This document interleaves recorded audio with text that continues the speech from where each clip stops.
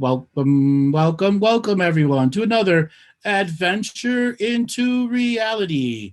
I am joined today by my intrepid co-host, Martina Grubmueller. How are you doing today, Martina? You're muted. Mute myself. Okay, host unmuted me. Thank you. I'm good. I'm very excited to talk about money and the limitations and everything that comes up today. So very excited. Wonderful. So as you were just saying, we're going to be talking about money and some of its deep-seated issues that people have with money in general. We will be taking callers later on in this conversation, but today is all about the esoterics of money. The dollar bill, the pound, the rupee, whatever it is you have in your pocket, it is a spell. Dun, dun, dun. And that is the basis of the Babylonian money magic curse system. For those of you that have been listening to me a long time, you've heard me talk about Babylonian money magic system and how it relates to the energy harvesting system. Our economy at one point was based on gold. That gold was removed and created what's known as a fiat system or fractionalized currency. Currently, nothing really backs our currency other than digits created by people who run a system created by digits who create money out of thin air. Our entire economic system is based off this fractionalized currency that is traded in a high-frequency market. Hundreds of years ago, before high-frequency markets, it was the wizard class who would take loads of gold, absorb the energy out of it, put new energy back into the gold, and keep that in circulation to control the people through coinage. And right now here in the United States, we're actually having a major coinage shortage because of lack of circulation, because businesses aren't circulating coins anymore. So Martina, for the new people that are out there, let's define what this Babylonian money magic. A lot of people coming new to my material are realizing we're called what's diet woke, like Diet Coke. You haven't been exposed to some of the harder concepts, such as the Babylonian money magic system. Yeah. Well, you've just kicked it off and you gave the overview there. And, as it all started with the wizards and the gold and there's no more gold and all of that. I mean, where exactly do you want to take that in terms of when we asked the question, how did it all start? And how, that curse, when you talk about that money magic, that curse that is, surrounding that money, what does that actually look like? If you Money is the debt-based fiat currency that is keeping you locked to the ancestral debt of wars. Wars are paid for by money, by corporations, generated through cash of hardworking people, from soldiers who are paid in cash. And that is a forever adding to of the ancestral debt. There are other systems that disempower people, keep people in a starvation process, and it's the power of money and economics that creates, once again, additional ancestral karmas that are passed down generation to generation to generation through the wage slave curse, or the fact that people are chattel, owned by other people who have given us a valuation through our social security number and the straw man that represents the valuation of the human, but not the human being themselves. Exactly. But all the limitations around money that, we all carry, this is how we go into that harvesting. This is how we're being harvested through the karmic, entanglement and the limitation and the judgment of money. That huge amount of energetic judgment around money. So every time you use a dollar bill, you are entangling in the Babylonian money magic web. And it is designed that way. Now, there are a lot of people who build up a extreme negativity to money because over many lifetimes, whatever has happened has created a frequency of lack in their life, unable to get beyond money's value, that they may have lacking money, but they have they have depression, they have obsession in their life. Money is always going to be the basis of how far they can advance. When in fact, without money, one can advance as far as they want. It is still going to be personal effort, personal investment into yourself. Yeah. And part of the money is a part of abundance. Part of abundance with money, through money, is about receiving. And by going into lack, you are actually disconnecting from that abundant flow of receiving towards you. Right. That creates a state of beingness I call lack consciousness, where you are stuck in lack, and the conscious frequency of lack itself emanates all around you, and therefore your signature frequency of lack is always attracting situations, frequencies, environments, people, places, and things that keep you trapped in lack. Exactly. It's the old thing of like and lack obviously attracts like and lack, that type of thing. Everything, as we've learned through the signature frequency teachings of vibration, frequency, and harmony, all that around it. Right. So part of what we're going to talk today is obviously how we're going to get out of lack, how we're going to get out of those limitations, how we're going to get out of judgment. What is money actually like? But before we go into that exploration, I'd like to talk a little bit more. You just mentioned the $1 bill. And we just talked about the curse and the magic around it. And so let's bring a little bit of the Illuminati in, if you wish. Let's talk about, because I've got a dollar bill here. Let's talk a little bit about what's actually George Washington here, surrounded by all those symbols. Just to give people an idea, to have a bit more of awareness what's actually happening when they are putting it into their wallet and stuff like that. So you have a picture of George Washington, who was a high-level Freemason, who was a slave owner, who was a general, who created a part of a major revolution against the Queen, who created the Declaration of Independence, which, if you understand the nature of the Declaration of Independence, what's called a spendthrift trust. It wasn't freeing the colonies from the tyranny of the king. It was a spendthrift trust to fund a war, to make a separation of a new estate-based system that would use a different form of money, separate of the British pound at that particular time.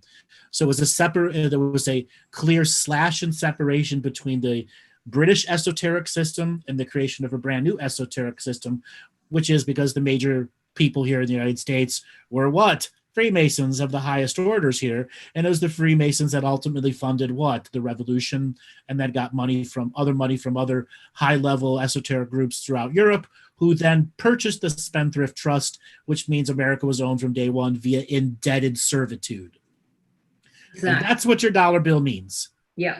So if you look at your dollar bill, and on the back here, on the reverse side, we've got the 1776, the date in Roman numeral numbers written down. And apparently this is also the time when the Illuminati was founded, the first.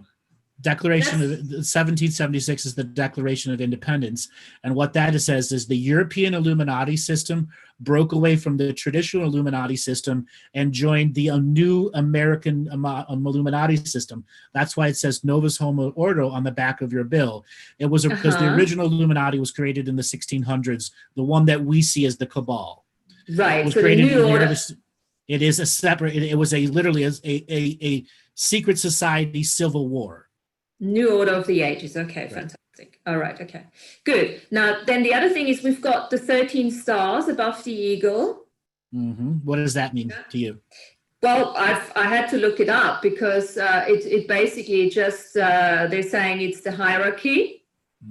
It represents the hierarchy, and again, the secret order of the Illuminati. As well as the 13 original founding colonies, each colony owned by one of the many breakaway Illuminati groups that left the original structure, and that each of these founding Illuminati groups would have a major investment of the ongoing America, which was the Novus Homo Order, or the new Illuminati section, because it was the American Civil War in the 1860s that actually ended Europe's domination as the ultimate secret society. Right. Okay. Well, I'm already excited because, you never look at your bills. And I do remember there's one other one I want to mention before we look at the other one. It's the tiny little atom, the tiny little owl. If you have the other side of the front side of the bill, it's a tiny little owl, just where on the right side where the one is. And that's obviously the symbol of wisdom. And again, it is a reference to the Illuminati, right? Right, as well as a variety of other very negative, hijacking, of esoteric concepts that are put into one bill that has two faces to it. And one face is about you become chattel by accepting this bill, and the other face is you have given tacit consent via chattelism that whenever you use this money, you are under the watchful eye of many pagan program systems. Yes, and it's so tiny, tiny, tiny. And you would think, you know, that you can actually see how much thought process goes into this. And these are the ones that they've never been changed. I think 1861 when they started printing, and they've never been changed since then. Right, because it's a unique spell that binds the Babylonian money magic and fiat system together. I feel like a witch just holding it. Hey, Robert, can you pull up the one on the $20 bill that shows the Twin Towers getting hit? This is if you fold a $20 bill in a certain way, you'll actually see the Twin Towers getting hit and smoke coming out of it. Oh yeah, there was another thing Robert mentioned. How? Okay. What does that tell you guys? Wow. I don't really have. Wow, that's interesting, isn't it? Shit. Every bill out there has dozens of these, dozens of them. Okay? Because the money itself actually travels through time. That's why they made it a fiat system. It's what makes it this ever-evolving spell that never has an end. Okay, so I've got to ask you the question right now because I'm sure the viewers want to know. So as we are dealing with money and we are exchanging it and we're living off it and all of that, we're getting, you know, paid for the healings that we're doing.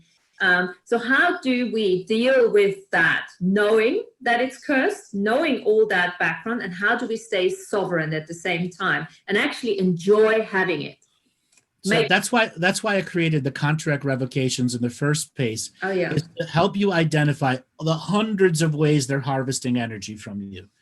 Money represents about 60 ways individuated from the money, how they can harvest you from the date of your birth, from your first foot stamp when they give you an ID number on your birth certificate. That is the beginning of how the spell affects you. Now, the next part here is these 60 ways are all generally tacit consent, putting you in the chattel program.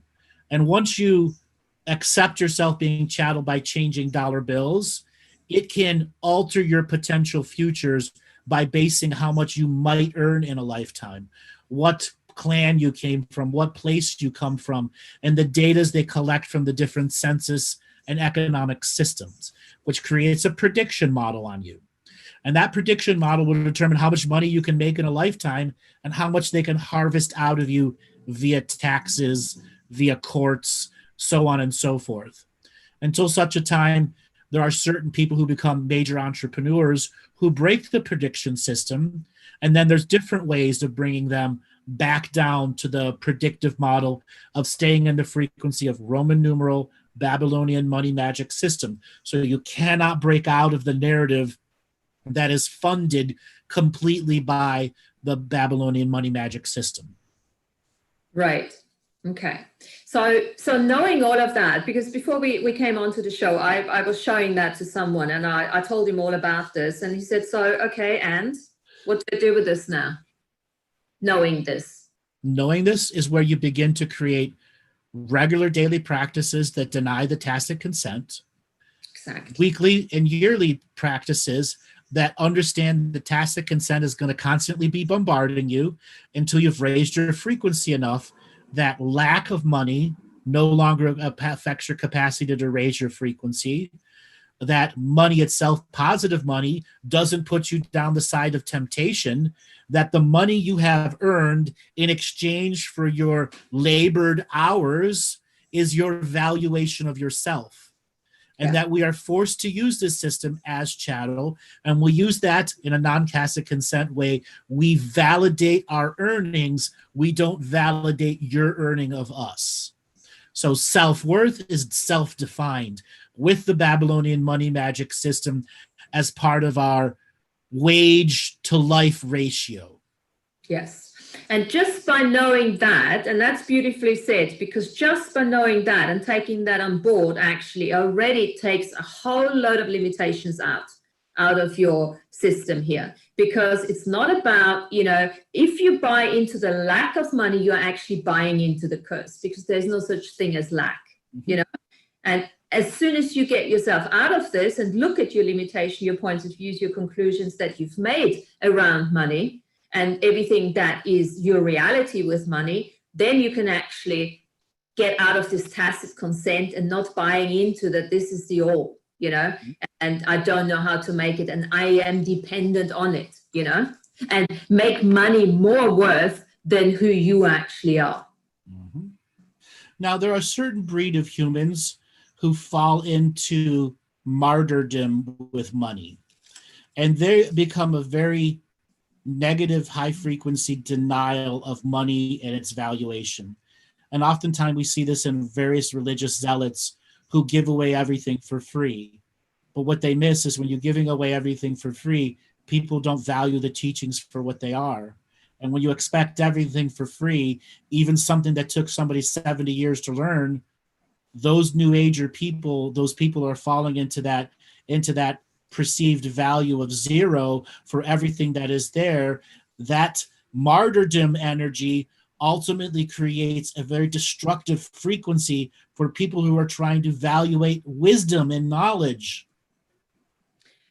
And in addition to that, it adds to what you just said before, because by them putting that spin on money of not taking it because they have to do it for free, they're actually validating it for the wrong reasons.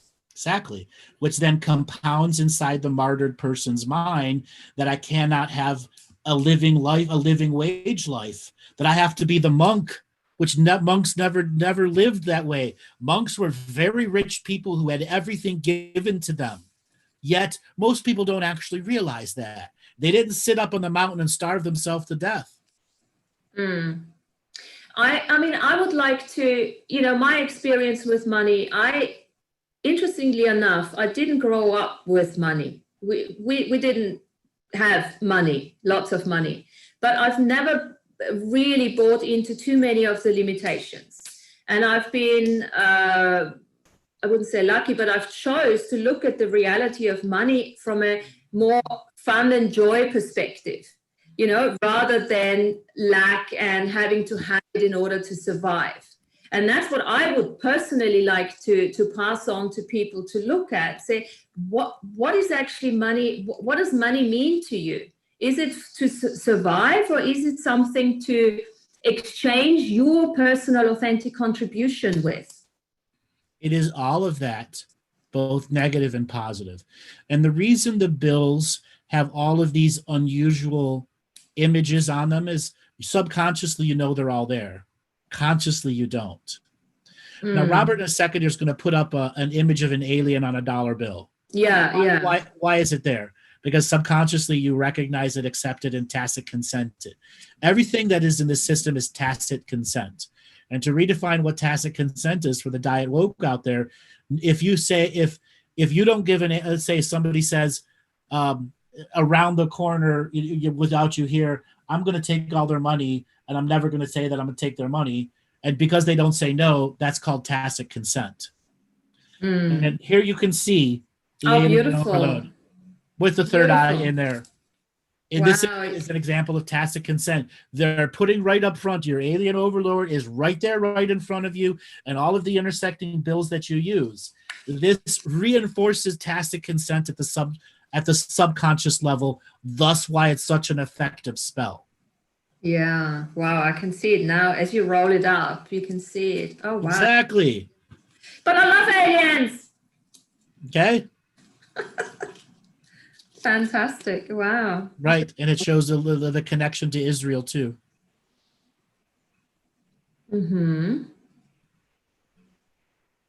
So once again, getting back to tacit consent, 99% of the Babylonian money magic system and everything, the negativity it creates, it's reinforced and validated by tacit consent. Now, When we learn what tacit consent is and start blocking it at every layer, that last 1% is we have to live in it this generation and the next generation. And until some generation can come up with a way of breaking the Babylonian money magic system's hold over tacit consent so that a money system has no tacit consent valuating and backing it up as magic, but a true trade and barter system can be created that has the valuation in a currency. And the word currency is flow, like electricity, but it also represents a mathematical representation that this represents a certain amount of current over a certain amount of time, effort and investment put in versus return on investment. Because every dollar that's created, it actually costs $1.07 to create, because the Fed is set up in a certain way. Everything's at 7% interest. So every penny they create, it actually costs them 7 pennies to create it. Mm-hmm. So therefore, it is a forever indentured system. How we break out of that is taking the esoterics out of money, taking the spells out of the system. And that's where the revocations come in, obviously, and this is where information, you inform yourself, you actually take an interest in what's happening, and then you choose not to buy into it, not to judge it, and stay in the unlimited point of view at the same time. Exactly. And then we can begin to break down the traumas that money has created, like lack, martyrdom, lack of a future, and a variety of other things, love-based love to money ratio. There are a lot of people right now who are stuck in the karmic process. I can only love as equal to the amount of money I have in me, because so many other lifetimes beat them down so much with money that love and money become equal. But that's ultimately the curse of the system itself, to confuse you. Love is infinite. Money is not infinite. Money is a finite process, and love and money do not equate to each other. Yeah. That's that source. Once you're disconnected from love, what are you connected to? Money? Yeah. The thing is, and this is like with all the traumas and dramas and the programming that we're going through, money is just another way where we are validating other people's realities.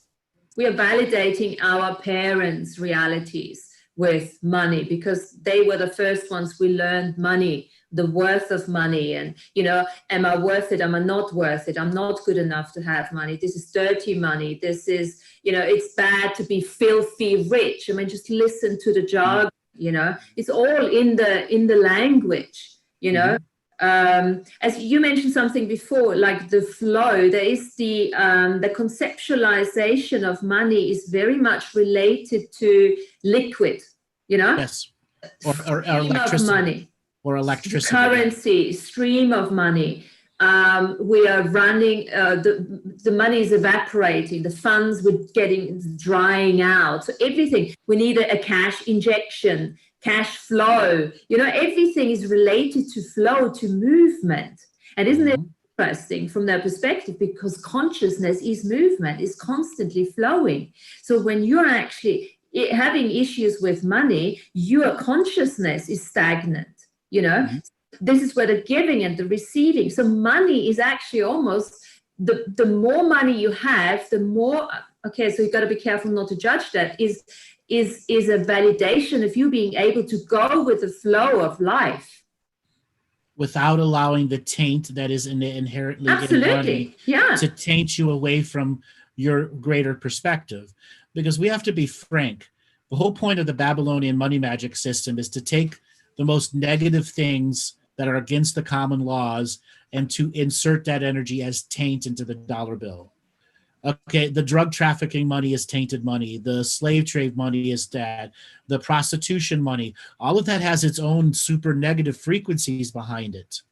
The other day I was talking to a police friend of mine, and he revalidated a story I'd heard from earlier, that of the majority of American $1, $5, and $20 bills, 90% of the bills had enough cocaine on them to test positive with a cocaine kit. Okay? That's how many people are using the dollar bill to snort their cocaine. And then it spreads to all the other money that's out there. That's an So it is example literally. of physical exchange between the actual cocaine on the bills and the amount of money that's bought from the cocaine, and the essence of taint. That was something that is destroying lives, heroin destroying lives, prostitution destroying lives, so on and so forth. All of that money, all of those things adds to the negative connective value of the Babylonian money magic system that's constantly bringing in all of this ancestral karmic debt, and that whenever somebody tacit consent use it, allows the system to move ancestral karmic debt to people who never did anything wrong in the first place. So that $30,000 you have in the bank, you may have done and hard earned it, but the system goes, now today, guess what? This is all negative prostitution money. That's the taint you get. And then the next day it's something else. And maybe 5 days later, it's back to your normal money. But they can put it into you and take it out whenever they want. But that's still not an argument for cashless society, isn't it? A cashless society will ultimately make it worse as long as it's still based in the Babylonian money magic system. Exactly. And burning the dollars, I recommend everyone burn one $1 bill. But anything more, guess what? You're actually engaging in the spell's negativity. It's meant for you to be aggressive with it. You got to think beyond. Whoa. Say a little bit more. Say a little bit more on that. Burning money is engaging you into the curse. How? Absolutely, it is. You don't know how the curse was created with the indentured servitude behind it. And the fact that the patriots who fought for this country and died for this country, and you're burning that dollar bill, blasphemy to you. You have broken the Constitution and are a traitor. It actually says it in law. The defacement of money can be labeled you as a traitor. Thus, giving them the validation through the spell for the defacement of money. That's why I said everyone should do it to $1 bill once, so you understand the feeling. Beyond that, you are playing with what I just call taint. Now, I've had several wealthy people that just burn $20, $30, $100 bills in front of me, and I'm like, what are you doing? You could have fed 1,000 people with that. But that was their choice. There is an energetic taint there. Are you engaging it more by burning it? The answer is yes, because you can do so much more with that can create positive karma and remove the taint off of other bills. There is a strategy to understanding the Babylonian money magic system. Inherently, we have all this bad in our world that's constantly putting the negative in it. If people start constantly putting positive things back into it, you can flip the spell. Yes.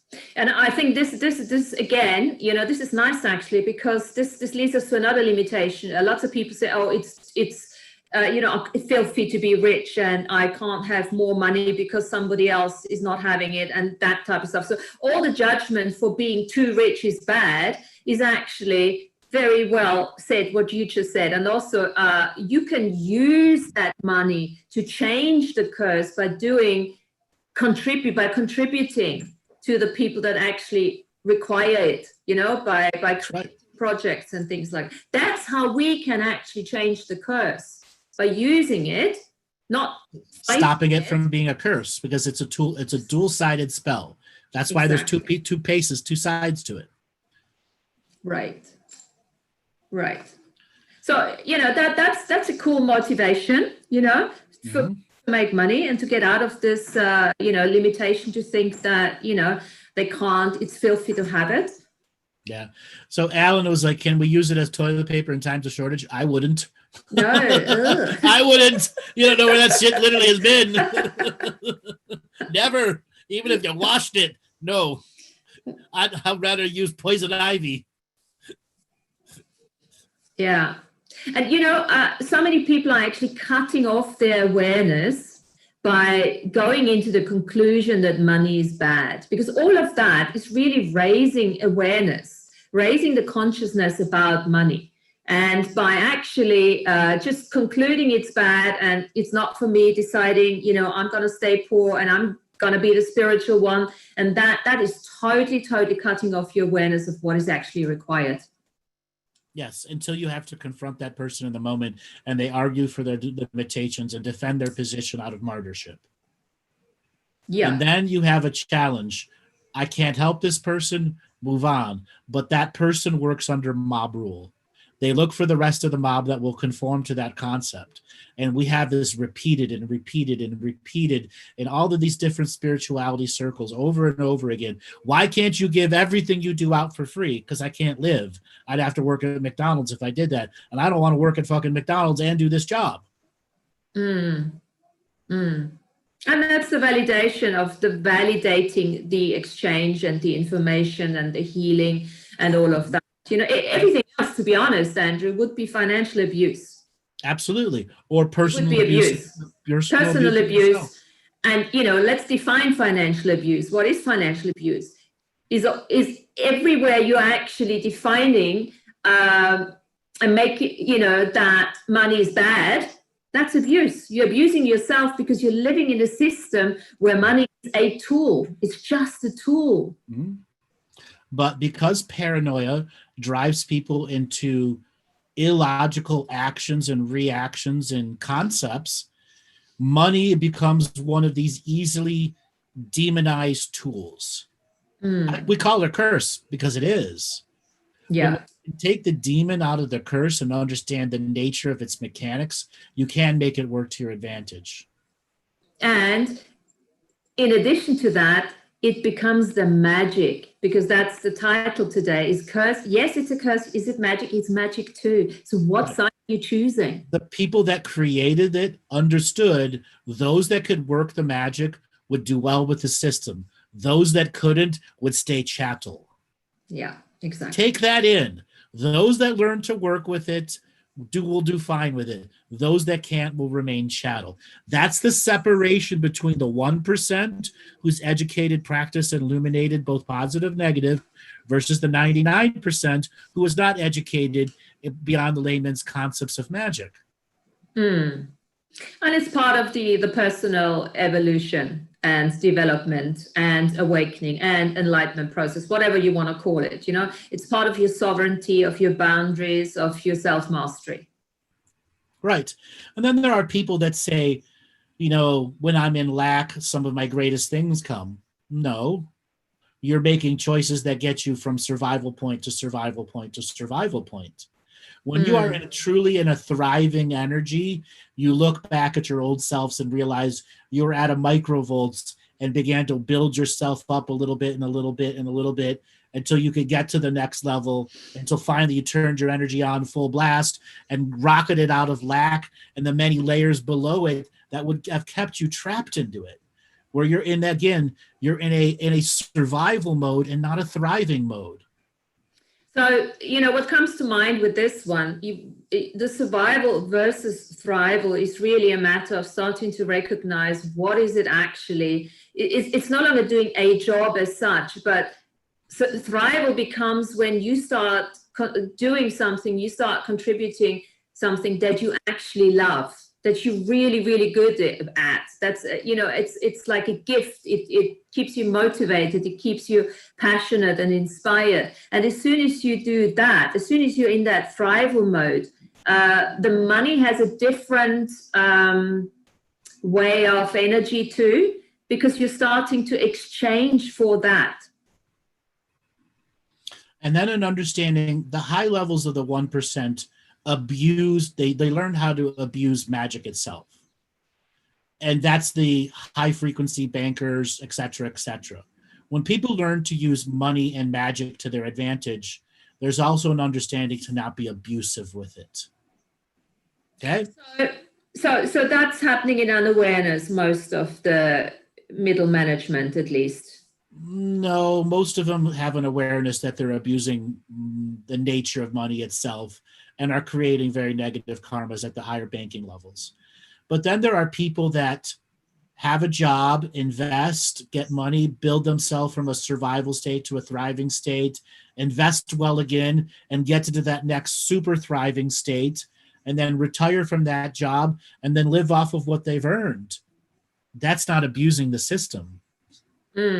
That's accepting what they've earned, creating in it, knowing that there's the next thriving state and the next thriving state and the next thriving state, versus I'm going to take as much as I can and spend as much as I can on myself on it and create all these karmas while I'm taking.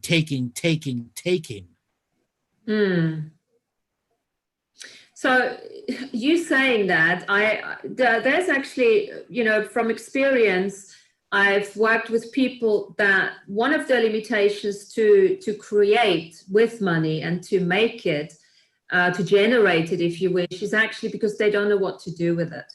Right. And I actually want to bring up, so Bluebird put this in chat. What about letting go, asking a fixed price for your services?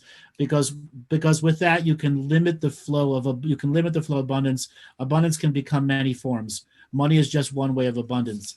When you actually take off your fixed price, you are unvaluating yourself and allowing other people to evaluate you. That's destructive. And that type of mind thinking, allowing others to evaluate you, will forever devaluate you. Yes, you may have one person that will overvaluate you, but the majority will devaluate you because they've been abused for so long. Yeah. I mean, financial abuse, as I mentioned before, is one of the biggest abuses out there. And we've all been there, we've all done it, we've all experienced it. Exactly. And now the next thing is to understand is learning to make money to your advantage. You still have to evaluate yourself. Okay? You've got to know what you're worth. If you're offering goods and services, you can't sell them until you make a negative profit. You don't stay in business. Okay? So yeah, business policies and thinking goes hand in hand with money, And I also want to add something there, a lovely way of looking at that. As soon as you create a business, as soon as you create a product, it's no longer just about you. It's actually about the consciousness of the product, the consciousness of the business. So it's almost like you have to take responsibility for your creations. And if you don't take responsibility, what will? Exactly. It bites you in the ass, basically, But it's a really lovely way of looking at it. When you have your own business, when you have a product, you're no longer in this on your own. And it's almost like you can have a conversation. It sounds a bit wacky now, but you can actually have a conversation with your business, with your product, what they require. And from a hourly rate, for instance, very often when your business goes stagnant a little bit, it's almost like you have to raise your prices in order to bring fresh, energy in. Mm-hmm. Because if you don't refresh the concept, it becomes stale and devaluated. And it's almost like business is telling you, hey, something's not working here. We're worth more. Right. So the current that equals to currency is having an issue there. Say that again. The current, which is creating currency, is having issues. Okay, currency, so let's the flow of dollars, of manifested dollars, is having some form of blockage. So give people an example with this one when we talk about the liquid form of money. Okay, so you're very good with metaphors. So if I asked you what money, you were talking about money. So what is money like? If you just think of a metaphorical representation that probably is in that form of liquidity, what is that like for you? Okay, let's say we'll use a common concept, a book. Somebody's going to write a book, and that book takes them 20 years to write. At the end to get this book to publish to market, that person has to go and find somebody that's going to be an agent, or they're going to self-produce. Mm-hmm. So let's say they find an agent. The agent's going to want a certain amount of up front, and then the agent's going to find you an editor who's going to take a certain money up front, who then is going to search for a contract with a book company that may charge you, or they may give you money as an advancement to put the book in production. And then the contract is going to say, we're going to sell this book for $9.99 or $7.99, but you only actually get 7 cents for every book that's sold, less than 0.07 cents per book sold. So that 20 years of your life is now worth 7 cents per book versus $7.99. And right there is the way business suddenly devaluates that experience, where that person could have self-published and made the $7.99 per book for themselves. But when we engage in corporate services have an evil factor to them, that they do not need to take the $7.99, I'm sorry, the $7.93, okay, minus the 7. They don't need to do that.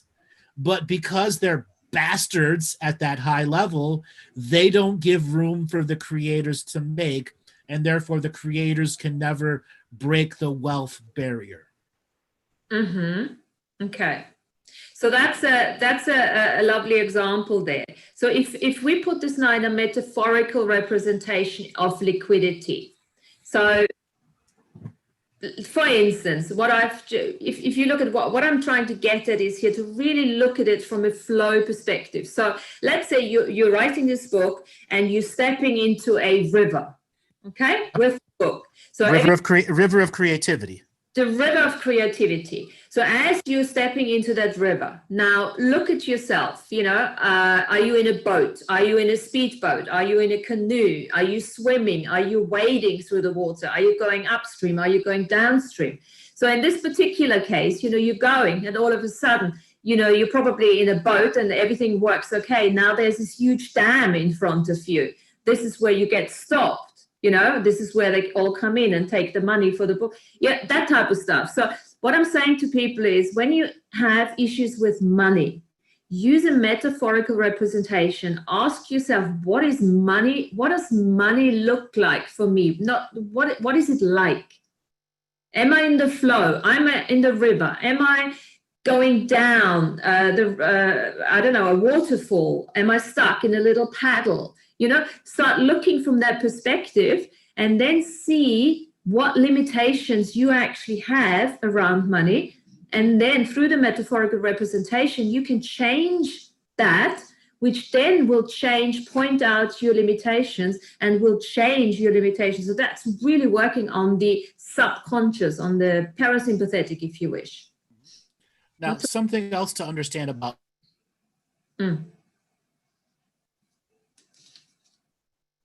Is he freezing on us again? I'll turn my video off. So is your creativity valuated? Mm-hmm. How does one value creativity? Yeah, how does one? Only the person that's in the creative state can make its valuation. So the currency equals an equivalency of the effort and energy put in to create it. The effort, the energy, and the belief system of the person who creates it. Okay, it's not even the effort or the energy. It's that, and it's the belief system. Am I worth it? Am I deserving? Am I good enough? Do I actually acknowledge what I've just created here? Okay, so here's an interesting from Iwar. What about someone that is disabled and accepting Social Security disability? What might they karmically or otherwise be affected? What methods can be used to make energetic positive change if needed? So first thing first, if you have a disability, you have a karmic interaction with the government that is paying you for your disability. That's a fact. And that is a flow of currency that has a taint to it saying you're not good enough to be a normal human being. And just looking at that currency and flipping the frequency on that currency and saying, I can use this to better my life, no matter what the disability, no matter what the pain or frequency is, I can flip it and find a positivity to this. And I can break out of what is being molded to me as negativity. And it will be choice, and every aspect of accepting that money to transmute, transform, and metamorphose the negative connotations into the positive affirmations and willingness to create your creativity and value what you as do. Even as a disabled person, you can write a book, you can create a digital product, so on and so forth. But the thing is, once you make money, as a disabled person, they want to take away your disability thing because you're working again. And that is the crux of what that person was asking.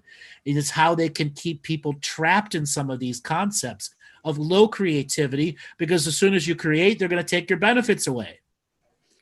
So this is where then the question comes in: how can you out-create the system? How can you make so much money that no matter how much tax you have to pay, no matter how much money they take away, you can still live in abundance with it, because you are a potent creator, and money is just a result of you creating in your joy. Creating in your joy is something that people have to learn, earn, relearn, earn, learn, and relearn, so that when they're creating and earning, that they amplify the money that they're creating and earning to the next money they're earning, that has that frequency of positivity behind it, as a stored bank account that cannot be shell gamed out by the system, where they're going to take your positive joy and give it to someone else and give you negative energy in your currency. That's you owning your reality. Yes, and there's also a little hidden limitation in there. Lots of people, they find it quite easy, not easy, but with ease. They create with ease. They make quite a bit of money, and then they very quickly lose it too. The Babylonian money magic tricks. Yeah, is that. And also it's an underlying belief system that they've made it too easy. It was too easy. Do you know how many people have? A lot of people fall into that victim concept. And that's when they lose it, because they think it was too easy, because it's supposed to be hard to make money. Now that's something we need to pull. It's not supposed to be hard to make money. It's supposed to be joyful. And yes, there's commitment, there's action, there's doing, there's being, there's receiving, there's all of that. But if we can turn it around, moving on from the curse now and everything, because we know that as we turn it round and create from a place of joy, we're also changing the curse. We're hacking into it. Right. And it's no longer a curse. It's something that benefits your creation and the flow of currency coming to you. Exactly. So what is it that we can all do in order to turn it round? And look at money no longer from hardship and survival, but actually from thrival and just doing what we do because we can. The next journey here is many people are stuck in situations created by the governments, whether it's the dole, food stamps, Social Security, money that they got from parents that barely keeps them survive, whatever it is, or they have a $13 an hour job and 2 kids and can't survive. Creating positive energies and affirmations for those people, they have to know their individual situation and create the stairway out of survival and into thriving. Listen, there are 1,000 stories of people that with a 5th grade education that 30 years later, they're a billionaire. Okay. Yes. And they run multinational companies, and they have no education greater than a 5th grade. There's thousands of stories like that. Anyone can create their way into a positive business, a positive concept. You just have to have the faith in your concepts. And you also have to ask yourself the question, what is my reality with money? What does it look like? Find it for yourself. We are so biomimetically mimicking everybody else's reality that we have no idea what our reality is. It might be so much fun and ease for you to create, and you don't even know because you're buying into other people's dreams and realities. And all too often, people end up living the monk lifestyle, and they don't have the material things that can give them solidity to create even more. Yes, so what is fun for me? The old question, we talked about that before. What is fun for me? And what can I create? What can I, and with my hands or with my, on whatever, create. And how can I get exchange for it? And I was once told, I love buying a bargain, and I'm a bit of a trader, coming from the background still. But what I was told, somebody said to me, a very wise antique trader said to me, you have to learn to make a pound. You have to learn to make $1. So do not just think it has to be big money in the beginning. You have to start somewhere.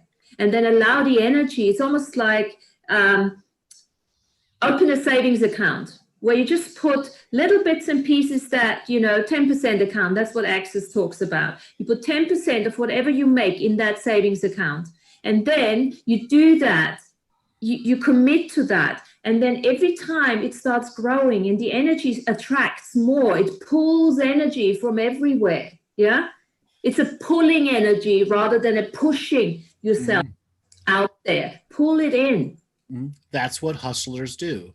Pull in the potentials and possibilities. Now, last week I had a call about some calling people, and it was about them hustling and getting their hustle energy back. Making money in currency means you have to hustle for your own concepts, ideas, projects, and products. If you don't hustle, who will?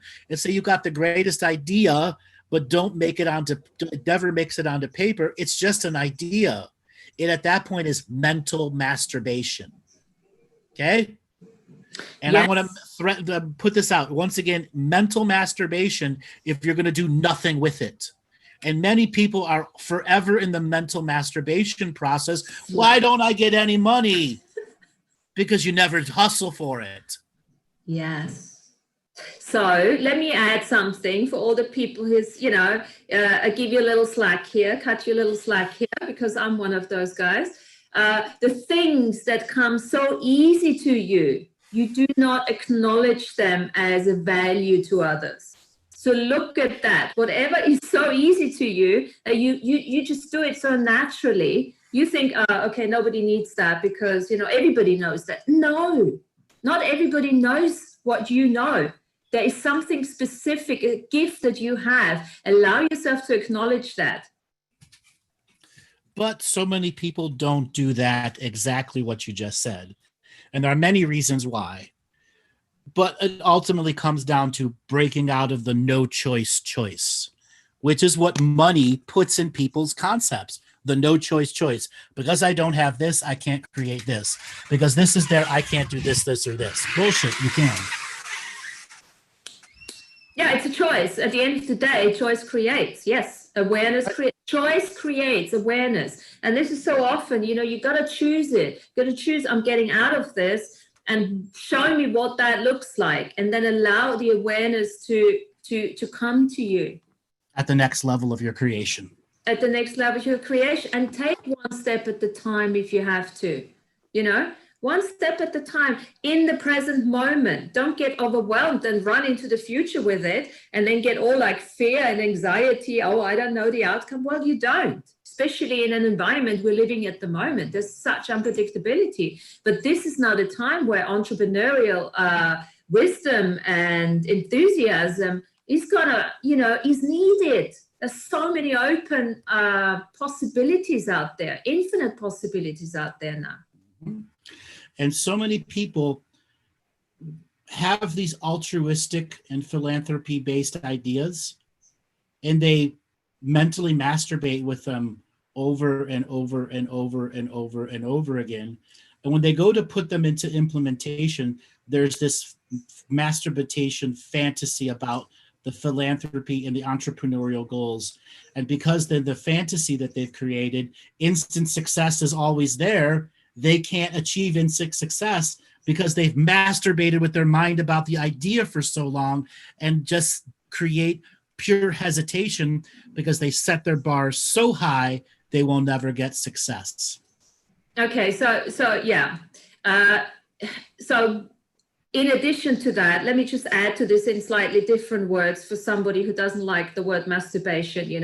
It's one of those things where some people create in their heads so fast that you need to acknowledge that, okay? It's a gift on the one hand, and it's a curse on the other hand. Because when you create things so fast in your head, you never actually go and do the action that is required in order to actualize it into this reality. So I would like to take this as a skill that you need to acknowledge and then say, okay, so am I doing this in my head? And what's the one thing that I need to do right now in order to actualize that? Okay, it's just a slightly different way of looking at it, which is a bit less, because, yeah. The other term is pontificating entrepreneurs. pontificating philosophers who never do. A pontificating entrepreneur is someone who has, we're going to create communities, we're going to get people to come together, and it's all talk. Never a business plan is ever created from that. Yeah. And unfortunately, the esoteric and spiritual communities are full of people who are pontificating entrepreneurs, mental masturbators. They want everyone else to come together and do the work.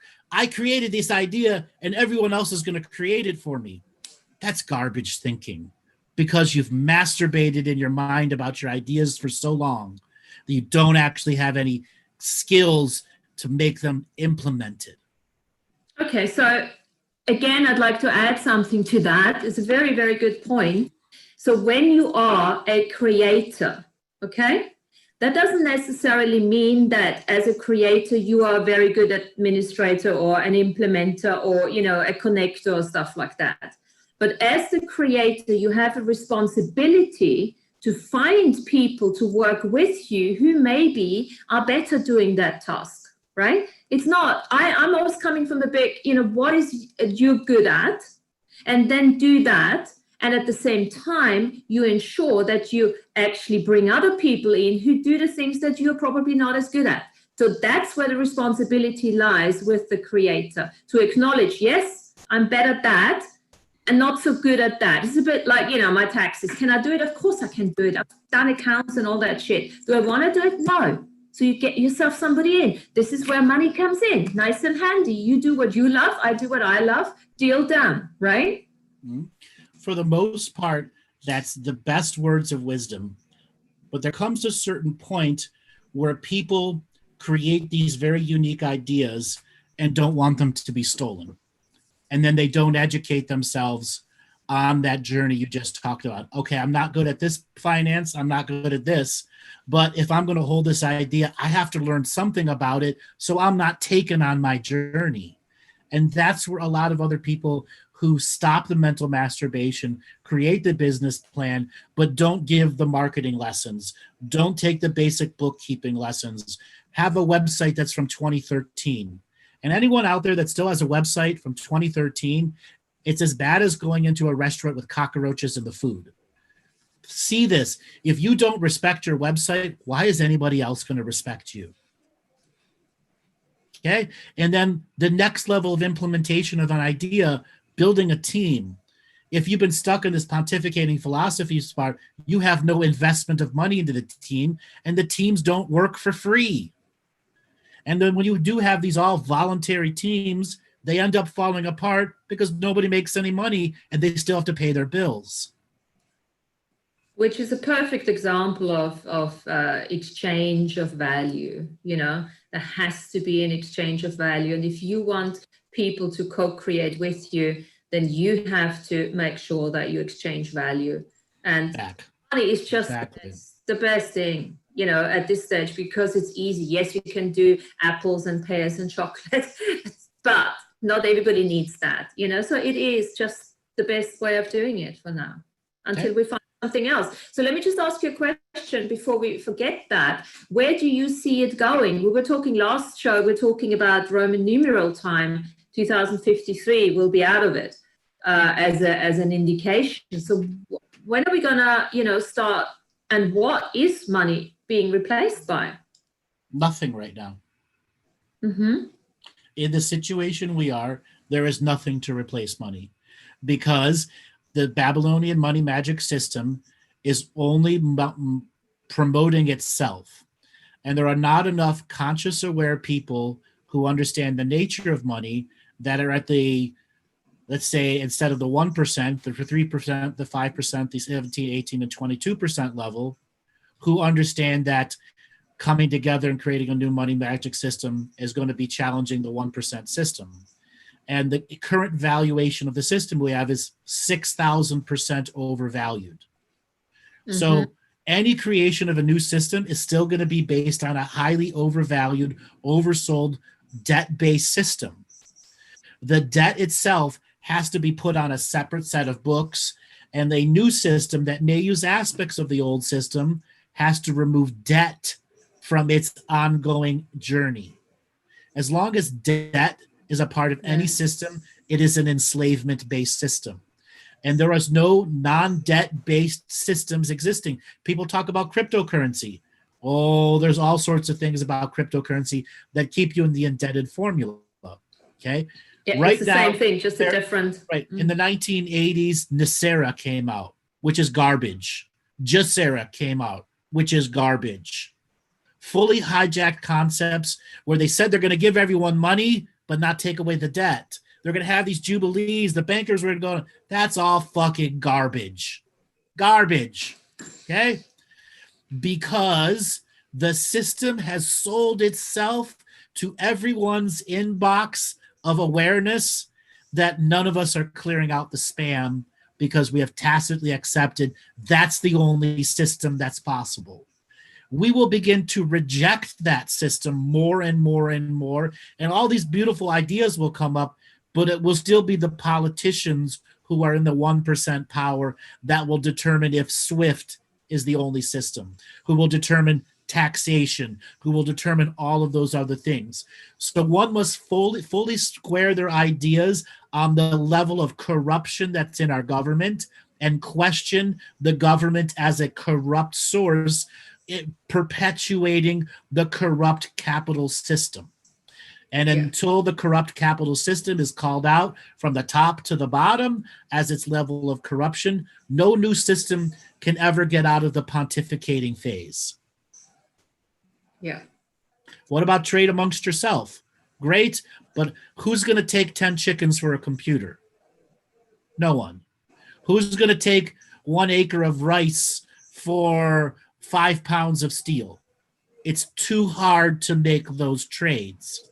Where is the meeting place going to be that the government officials aren't going to step in and go, if you're going to do this, it's all regulated? Once again, those concepts. People ask Ubuntu. Ubuntu, great idea, but it has many implementation flaws into it because there are laws that are written in to stop concepts like that from ever existing. And the Fed, what does it do? It determines valuation. And as long as one source determines valuation in the world banking system, everything else is pontificating monetary philosophy that has no actual ability to be implemented, no enforcement system, and no way to battle the corruption. Yeah. So that leads us back to, in order to get out of the debt-based system, we have to do the work, the self-mastery, all of that, get onto the streets and start demonstrating and everything, the whole thing. So Robin is saying, where's the hope? The hope's in you. Stop smoking the hopium of the dollars. Stop smoking the hopium and understand you will create your own way out of it with the existing system, just like we've talked about for the last hour. Yeah. And use the money for validation of yourself. You know, look at it from that perspective. That's right. As an exchange for your joy, you know, and then take it from there. Out-create it like that by using it. And that's why that's how the system was originally set up. The educated few at the top who understood the nature of magic and the creating would do it, and the 99% below keep them illiterate and out of the concepts, and they will never break out of it. Cool. So I got one more thing to bring up here. I know I've had like 7 more things to bring up. Go for it. Yeah. We have a banking system that uses the SWIFT trading system, which is linked to all the central banks who will print money, paper money, but will also print digital money out of nowhere. Now, the 11 major banks have access to the system since the mid-1980s, where they can print digital capital. So the fiat or fractionalized currency is not one fraction. It's several dozen different fractions of fractalized factions of something that was never based in a gold, silver, or complex battery of precious metals or commodities.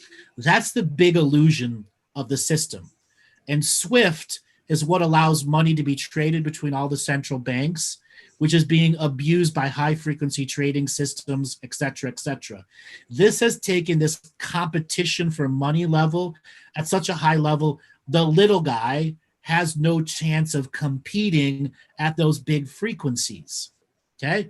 So humanity is still going to be producing and creating and doing all these things until some super creator figures out how to throw a wrench into the Swift system.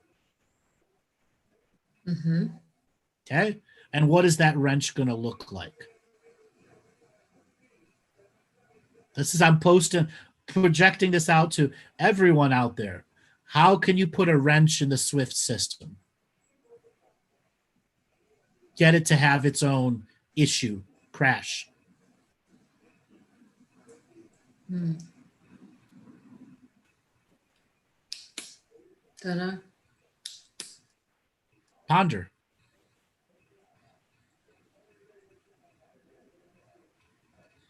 People not buying into it anymore, but that's going to be so difficult, isn't it? There has to be one. I don't know what that would be. Ponder a little deeper. Mm.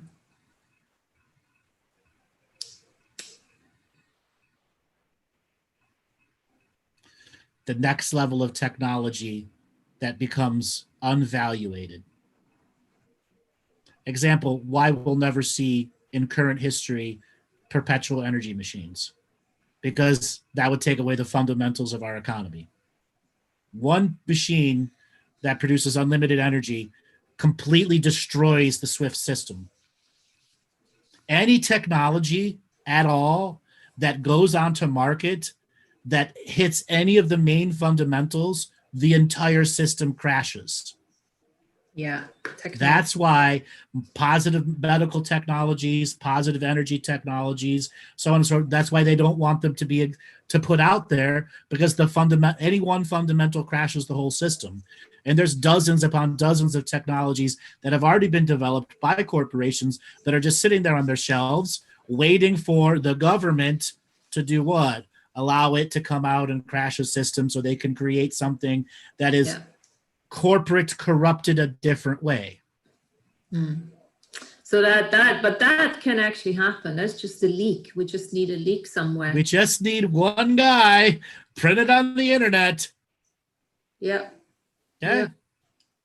Yeah. Because that technology is available here. It's not that offload technology. It's like it's here. It's been here for so long, Right. That's it. So we need a leak. Or one really creative person and a bunch of open source software and some 3D printers. Okay. It's already there. Everything's already there. So it's just a matter of somebody who's getting out of the mental masturbation into the hustling implementation as how do I get it implemented in a way the system can't detect it. So anybody out there, listen to that. Okay. Absolutely. Yeah. We were talking about AIs last time. There could be support from that level, from that side. Absolutely. There are a variety of AIs that could crash the system instantly. Is that AI going to go into witness protection? And how does witness protection protect an AI?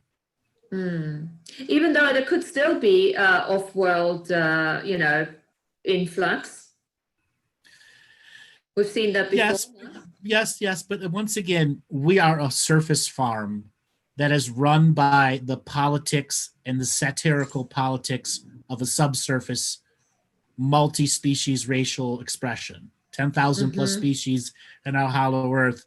Their satire runs our government. Yes.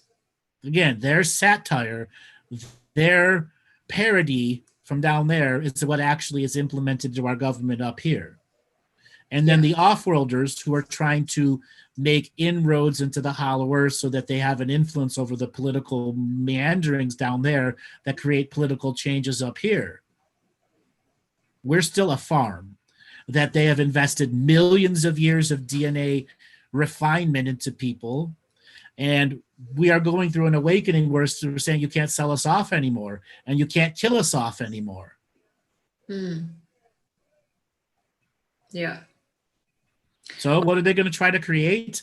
A frequency where we will willingly accept the next thing they give us as long as we remain their chattel. Yeah. Well, again, this is where self-mastery, sovereignty, sounding like a stuck record, but that's just the way it is, isn't it? That individual journey. That's right. And understanding the individual journeys is yours and yours alone. Yeah. And then, creating this bubble of reality, and then, finding other bubbles of realities that are like-minded, and then, getting to as a community. And right. It's going to take whatever time it takes. Or no time. Or no time, yeah. It can happen tomorrow. It can happen in 30 years' time. Absolutely. But that's the exciting bit of all of it, isn't it? It's why we all signed up for this era of history. Exactly. And this is where also, we can't be attached to the outcome. All we can do is really just stay in the very present moment and work with your creativity and work with, keep asking the question, what's fun for me, especially in times like that? What's fun for me? And learn the fine line of what's creating for you and what's mental masturbation state. Yes, yes. So Martina, you want to take some calls? Yeah, let's take some calls. All right, Robert, let's have everyone go down to their participants button and click raise your hand. In just a few moments, we're going to be taking calls. If you are listening in Facebook, YouTube, Twitter, Twitch, Skype, not Skype, damn Skype.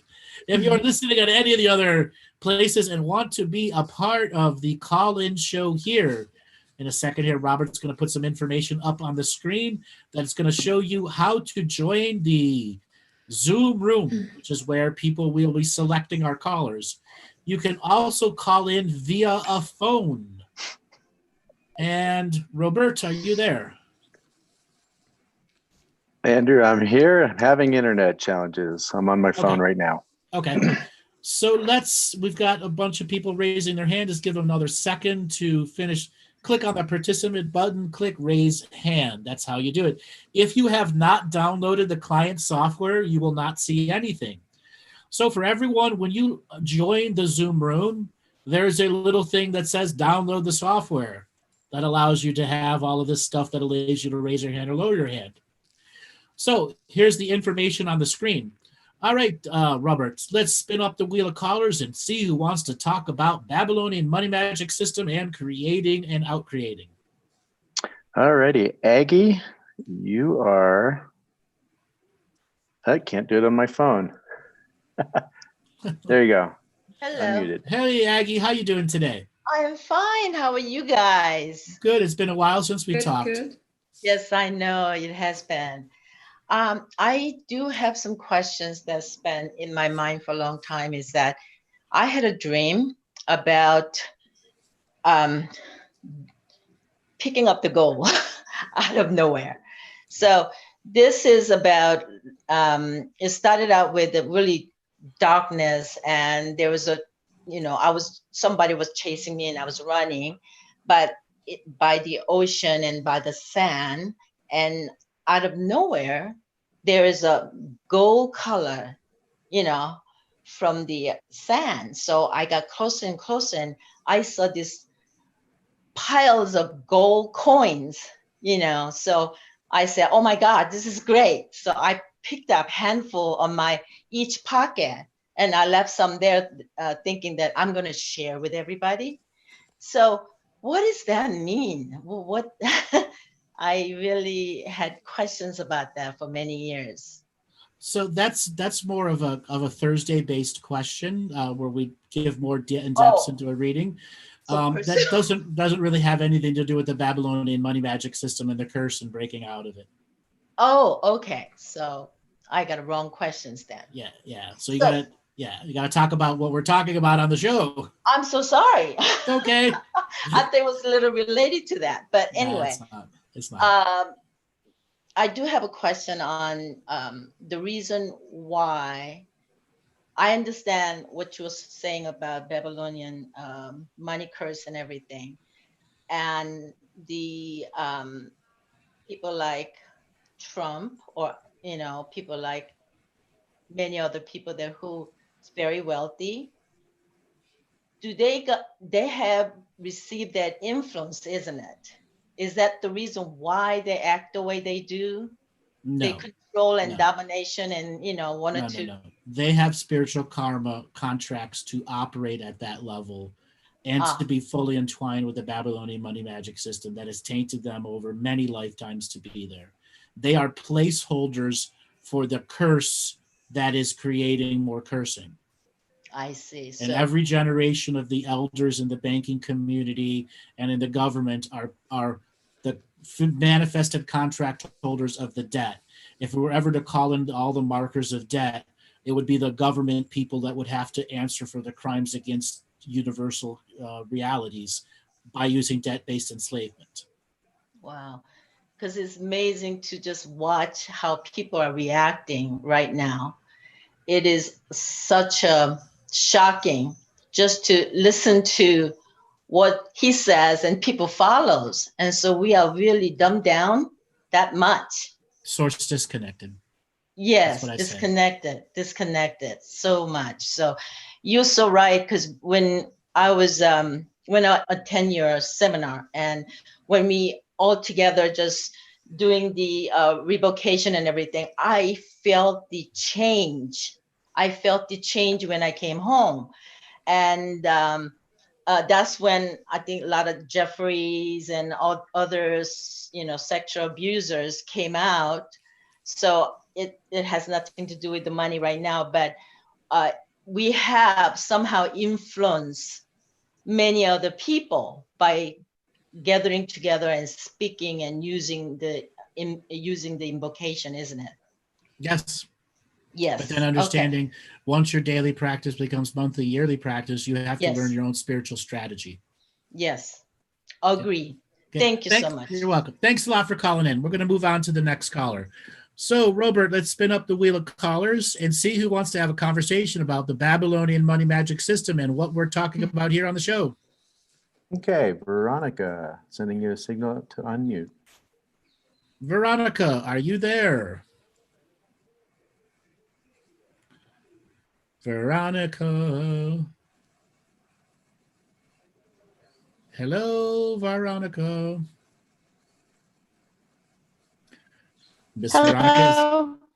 Hello, Veronica. Where are you calling from? Hello? Hello. I'm calling. Hello, can you hear me? Yes, I can hear you. Where are you calling from? Okay.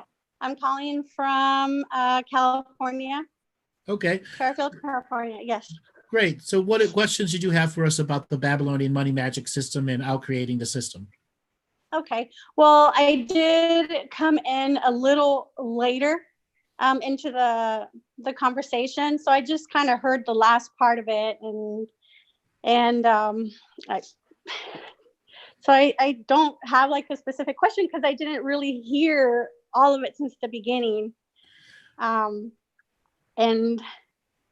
okay, I didn't know that was yeah, so today's show is about the Babylonian money magic system, and we're asking questions on what we've talked about for the next hour.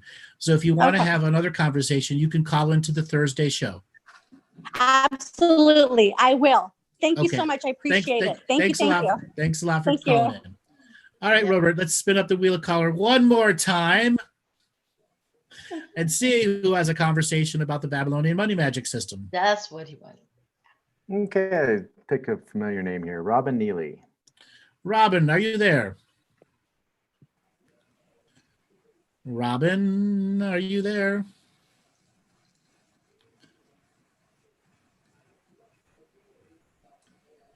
Looks like she's still muted.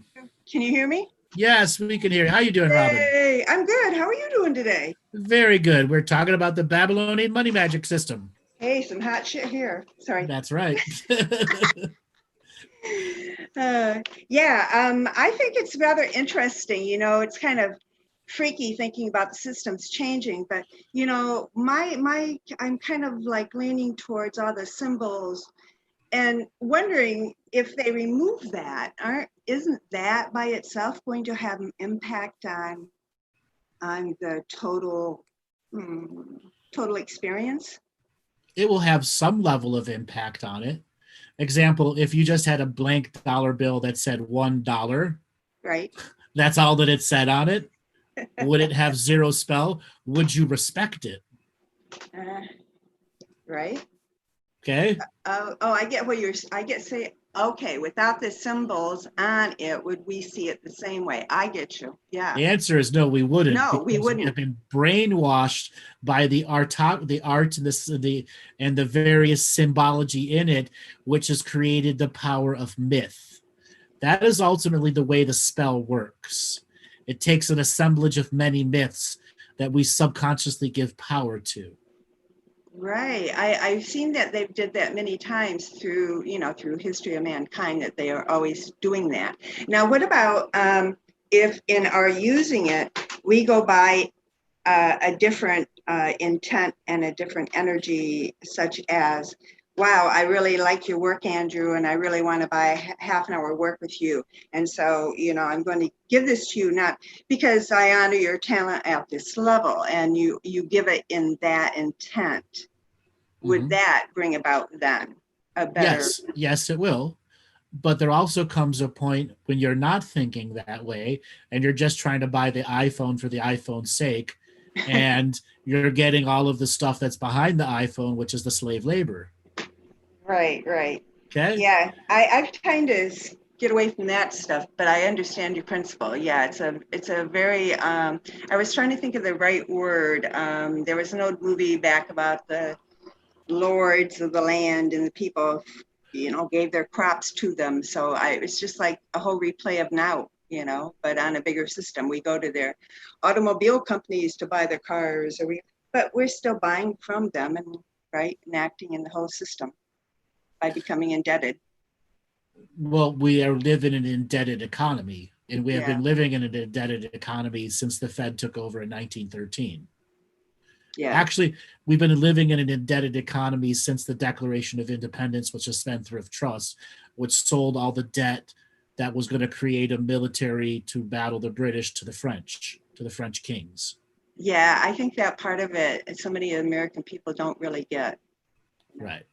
Like example, when they created the Declaration of Independence, it's saying we're actually not using your money system anymore, and we've just gotten a big offer of cash from the French to fund our war against you. Right. That's what it really is saying. Right. And that we're offering the people of the 13 colonies as collateral. Yeah, that's a sad thing. The founding fathers are no friends of ours. Right. And I'm going to restate that. And there's a lot of patriots out there that are going to be triggered and their hair is going to set on fire. The founding fathers were no friends of ours. Right. They sold us out to make the war, and then they continue to sell us out over and over and over again. Read your history. Yeah. In fact, from what I understand, Columbus was part of that hierarchy, and he was setting forth that whole manifest, really. Mm-hmm. Yeah. Interesting. Well, I don't know. I think I don't have a whole lot about it, but I was enjoying them. But they refer to U.S. as New Babylonian. New Babylon. Yes. And so we're talking about the same thing, right? I mean, we're enacting out that same kind of story, event, cycle. So what does Babylonia mean to you? I think of it as a time when there probably was a lot of expansion going on, maybe a lot of ideas, a lot of inner trade, a lot of, and then I think what happens is that there is I'm going to use energy, there was a dissonance that was happening, and I think then the plug was kind of pulled and everybody kind of went in a dissonance. Okay. That's okay, but you have to understand what the Code of Hammurabi is. Okay. That is what just said that you can buy and sell a human being as slavery. Oh, okay. So the return to New Babylonia is Babylon created a certain set of laws that the rest of Western culture based all of its concepts on, which includes slavery, the buying and selling of human beings as chattel. That makes a whole lot more sense. Okay, keep on. So the New Babylonia is about creating the new Code of Hammurabi that allows you to evaluate life itself, which allows the DNA farming that exists here. Because Hammurabi didn't come up with it himself. He got it from a bunch of off-worlders who knew this place was a farm. Oh. Oh, gotcha. Eye for an eye, tooth for a tooth, grain for grain, sand for sand, war for war. Right. Right. Okay? Balance. Right. So was it originally then the intent as just reproduction of things like? No, it was where many esoteric societies had already separated from Oh. the fall of Egypt and had Uh-huh. gone to Babylon, and then Babylon had its own rays of its own esoteric societies that melded with the Library of Nivea, which was a sister to the Library of Alexandria that had all sorts of other things in it.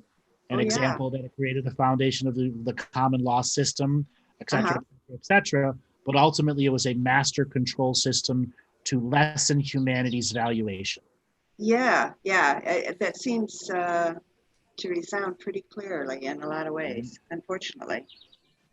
Yeah. So I was just going to say one more thing. Is there something really that, I'm one of those who has been looking at things, but it's a lot of experiences and trying to figure out which ones really to use. But I just wanted to say for anybody who's listening that I first found you in 2017 and immediately dived into your Live with a Mystical Life daily and then went to the event. And, what you've shared has intertwined and expanded whatever I am to this day. And I thank you always. Oh, thank you so much. Thank you so much. And All right. hopefully if COVID ends anytime soon, I'll be able to have another live Living the Mystical Life live event. That definitely was an event. Definitely. Yeah, it was a lot of fun. Thanks a lot for calling in. Thanks, Andrew. Bye-bye. Okay. So, Martina, we have more to talk about when it comes to the Babylonian, or have we said what we need to say? And now it's time. Go ahead. That's one question that came up because, mentioning the DNA farming and to connection and everything. And I think it's really useful to have had that conversation again, to raise a bit more awareness again, with the yellow boxes, having difficulties communicating with each other and all of that. How is that going to impact on the DNA farming, and how is that going to then impact on the money? A tremendous amount, because they will no longer be able to hard predict years into the future what you are going to do. So there's a good chance that if that system, that whole monitoring system falls apart, everything is going to happen much faster. Correct. It's a matter of when, where, how, and why. The why is a big part. There are some whys that are controlled implosions by the negatives downstairs who understand this controlled implosion will only collapse a few stories of the fake system that they can rebuild on a fake foundation. And then there's the other ones who said, we're not going to implode everything. We're just going to expose the corruption and walk away from it and create a new system. And then there are other ones that I'll do it a different way. But it's a matter, is the exposure to the truth going to ring true, and the people are going to gravitate to the new system naturally. Yeah. That makes me hopeful in a way, because I have plenty of hope. We are in the troubled times, the times of troubles. Monty did it so good on our Friday show, and the Irish, when they were going through the bad times, it's the time of troubles. We are in the troubling times right now. And the more you try to make sense of it, the less it will make sense. Okay? The source disconnection is getting stronger and stronger, and people are giving their power away to saviors. Throughout our history, every time you gave away your power to saviors, what happened? Nothing. Yeah. It continued. The same indebted slave system kept happening over and over and over again. When we learn to stop giving our power away to saviors and you save yourself, that's the grand awakening that does not use Babylonian money magic and Roman numeral time to evaluate who we are and what we do with our time here in this world. Yeah, absolutely. No, it's exciting. It's really exciting. Yeah, I don't know. I haven't got anything in particular on on the system itself as such. So we went really in depth, and there are going to be people that are going to be mulling over what we said in that first hour and 20 minutes. And it's going to really, it's a great primer and starter to understand what the Babylonian money judging systems, how to break out of it, how to see yourself as the pontificating entrepreneur who never does.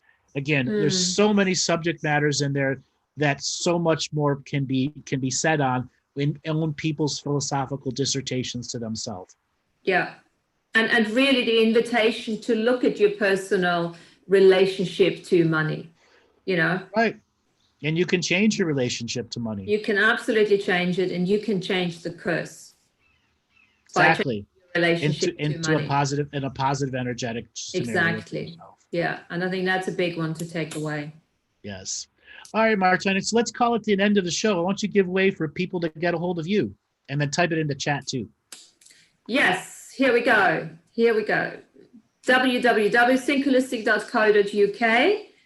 And we have our weekly Zooms tomorrow, earthnouveau.com/gatherings, where Laura will be our host tomorrow, and she will take us to checking out the ancestors.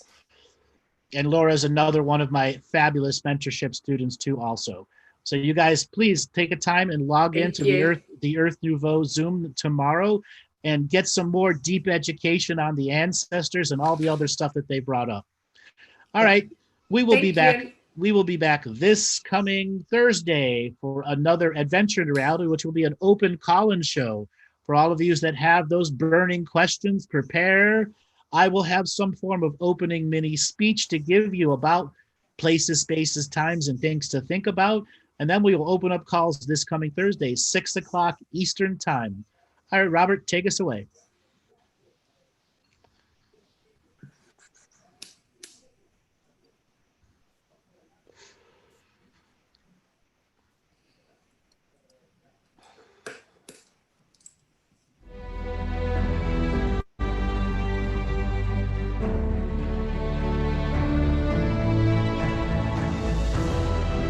Each different bubble of reality is true. A galactic historian is a person that looks at all the lines of dramatic karma. Nudge, nudge, it's the Holy Grail. Improvise. Mysterious. It's counter psychic intelligence. Why is DNA farming of this star cluster so important?